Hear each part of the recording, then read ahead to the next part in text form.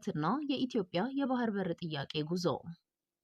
ኤርትራ ነጻነቷን በረጅም የትጥቅ ትግልና እንደ አውሮፓውያኑ አቆጣጠር በሚያዝያ 1993 በተካሄደውና ከ99 በመቶ በላይ የሚሆነው የኤርትራ ሕዝብ ለነጻነት ድምፁን በሰጠበት ሕዝበ ውሳኔ ነጻነቷን ያረጋገጠች ሉዓላዊ ሀገር ናት።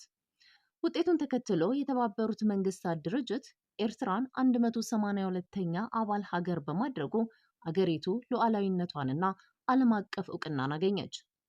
የሉዓላዊነቷ መሰረትም የዓለም አቀፉ ማህበረሰብ እውቅና፣ የድንበር ይዞታዋ እንዲሁም የህዝብ የራስን ዕጣ በራስ የመወሰን መብት ናቸው። የኤርትራ የነጻነትና የሉዓላዊነት ጉዞ ቁልፍ ክንውኖችን አስተናግዷል። ኤርትራ ከ1890 ጀምሮ የጣሊያን ቅኝ ግዛት ነበረች። ቀጥሎም ከሁለተኛው የዓለም ጦርነት በኋላ በእንግሊዝ ወታደራዊ አስተዳደር ስር ቆየች።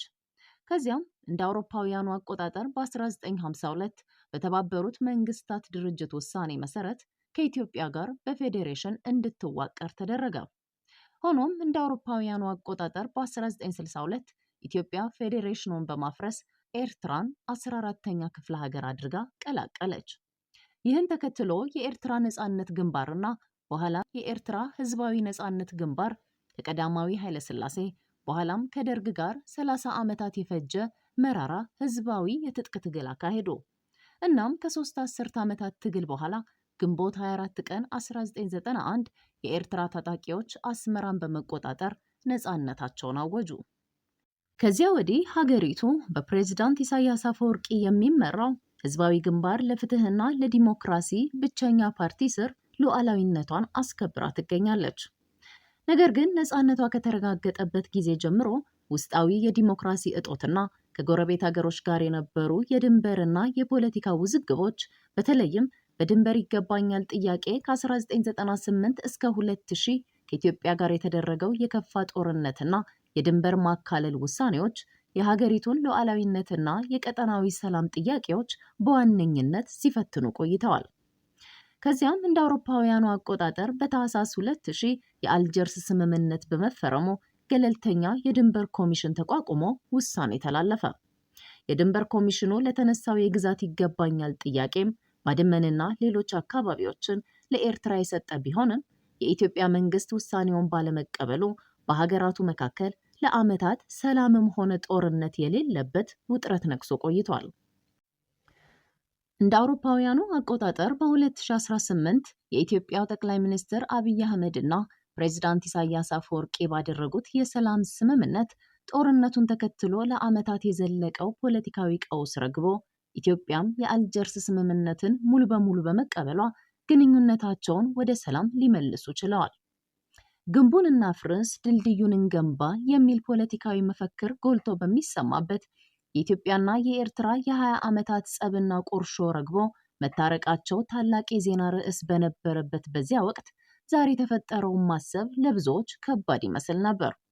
የሁለቱ ሀገር ህዝቦች እንባ እየተራጩ በአዲስ አበባና በአስመራ ጎዳናዎች መሪዎቻቸውን በደስታና እልልታ ሲያጅቡ የታየበት የለውጥ ወቅት ትዝታ ሆኖ እንደሚቀር ብዙዎች አልገመቱም። ይሁን እንጂ የትግራይ ጦርነት ጀምሮ ለውጊያው በህብረት ከቆሙና ከ2 ዓመታት የ3 ዙር ጦርነት በኋላ የሰሜኑ ጦርነት በፕሪቶሪያው ስምምነት ሲቋጭ የሁለቱ ሀገራት ግንኙነት ጣዕምና ለዛው እየተቀየረ ዛሬ ያለበት ወቅታዊ አለመግባባት፣ ሽኩቻና የቃላት ጦርነት ላይ ደርሷል። አሁን ይባስ ብሎ ሌላ ትኩሳት ተነስቷል። እንደሚታወቀው ኢትዮጵያ የባህር በር የሌላት ሀገር ነች።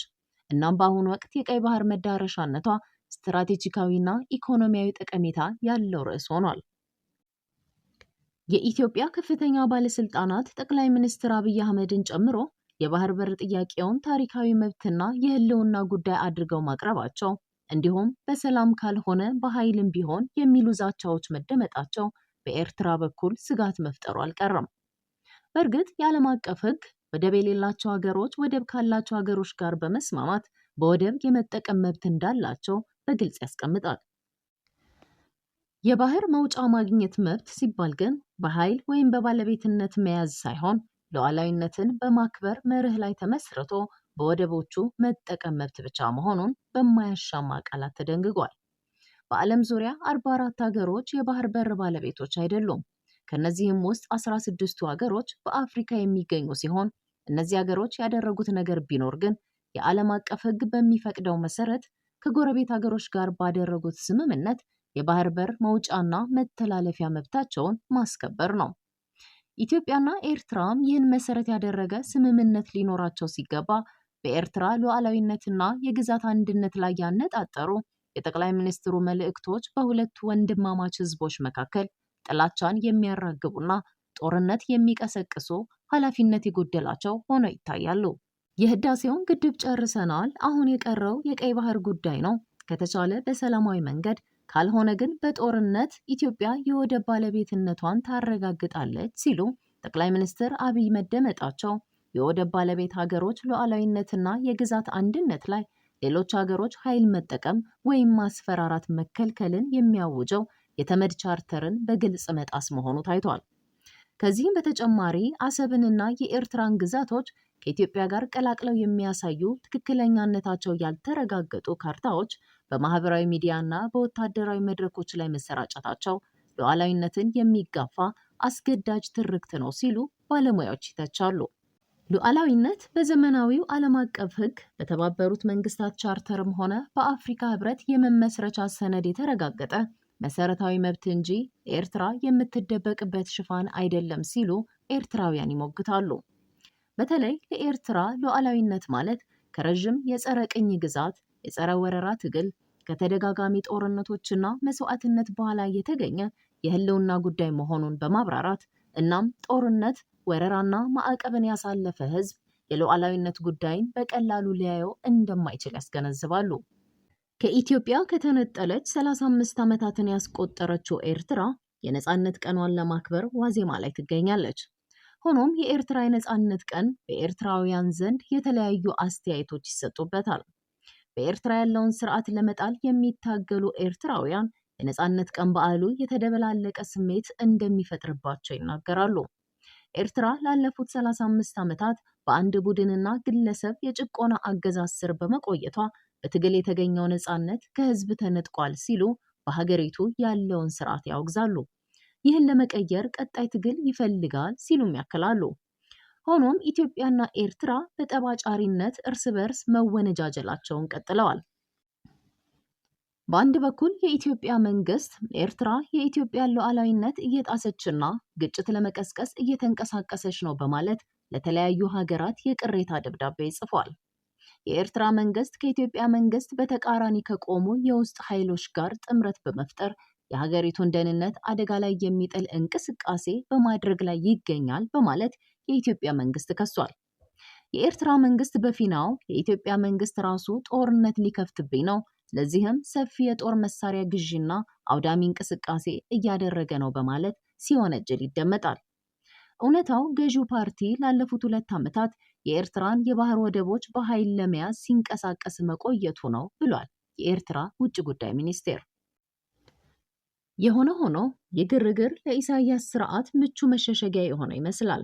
ኤርትራ ልትወረር ነው፣ የግዛት አንድነቷ ላይ እርምጃ እየተቃጣ ነው ብሎ ፕሮፓጋንዳ መንዛቱ ፖለቲካዊ ትርፍ እያስገኘለት እንደሆነ ይታመናል። በዚህም በሀገር የመጣን ጥቃት ይሁን ወረራ ለመመከትና ሉዓላዊነትን ለማስጠበቅ የህግደፍ ተቃዋሚዎች ሳይቀሩ ከመንግስታቸው ጎን ለመቆም ተገደዋል። እናም በሱ ላይ የተነሳን የለውጥና የትግል ማዕበል ትኩረትን አቅጣጫ ማስቀየሩ ትግሉን በእጅጉ እየጎዳው፣ ለኢሳያስ ደግሞ እፎይታን እየሰጠው እንደሆነ ባለሙያዎች ያስረዳሉ። ጠብጫሪው ማንም ይሁን ማን ግን ነገሩ እየተካረረ እንዳይሄድና ከፍተኛ ጥፋት እንዳያስከትል መደረግ እንዳለበት ብዙዎች ያምናሉ። ምንም ይሁን ምን ኤርትራ ነፃና ዓለም አቀፍ እውቅና ያላት ሉዓላዊት ሀገር ነች። እናም ኢትዮጵያ እንደ ጎረቤት ሀገር ይህንን እውነታ ሙሉ በሙሉ ተቀብላ በታሪክ ቅሬታዎች ላይ አለመግባባቶችን ከመፍጠር ይልቅ የጋራ ተጠቃሚነት ላይ የተመሰረተ ግንኙነት ለመፍጠር መስራት አለባት። የኢትዮጵያ የባህር መዳረሻ ጥያቄም ቢሆን በዲፕሎማሲያዊ መንገድና በዓለም አቀፍ ደንቦች መሰረት መካሄድ እንዳለበት ይታመናል። ኢትዮጵያ የኤርትራን የራስ ገዝ አስተዳደርና ሉዓላዊነት በማክበር እንደ ምጽዋና አሰብን የመሰሉ የኤርትራ ወደቦችን ተጠቃሚነት ለማረጋገጥ የሰላሙን መንገድ ማግኘት ይኖርባታል። በተጨማሪም ኤርትራ በኢትዮጵያ ፖለቲካ ውስጥ ጣልቃ ከመግባት በመታቀብ የውስጥ አስተዳደሯን በማጠናከር ላይ ማተኮር አለባት። ታሪክ እንደሚያሳየው የውጭ ጣልቃ ገብነት ብዙውን ጊዜ ውስጣዊ ግጭቶችን ያባብሳል። ይህም የረዥም ጊዜ አለመረጋጋትን ያስከትላል። ኤርትራ በኢትዮጵያ ፖለቲካ ጉዳዮች ላይ ከመሰማራት ይልቅ በአገር ውስጥ ያሉ ተግዳሮቶቿን ማለትም የአስተዳደር፣ የኢኮኖሚ ልማትና የሰብአዊ መብት አያያዝን ለመፍታት ትኩረት ማድረግ አለባት። ኢትዮጵያም ሆነች ኤርትራ ለአፍሪካ ቀንድ ሰላምና እድገት በመከባበርና በመተባበር ላይ የተመሰረተ ግንኙነት በመፍጠር ቀጠናዊ መረጋጋት እንዲሰፍን የበኩላቸውን መወጣት አለባቸው። ከምንም በላይ ደግሞ የጦርነት ነጋሪት ጉሰማውን ትተው በስጋትና በጭንቀት ውስጥ የሚገኘው ህዝባቸው ሰላም፣ ጸጥታና እረፍት እንዲያገኝ ማሰብ ይኖርባቸዋል። ሰላም።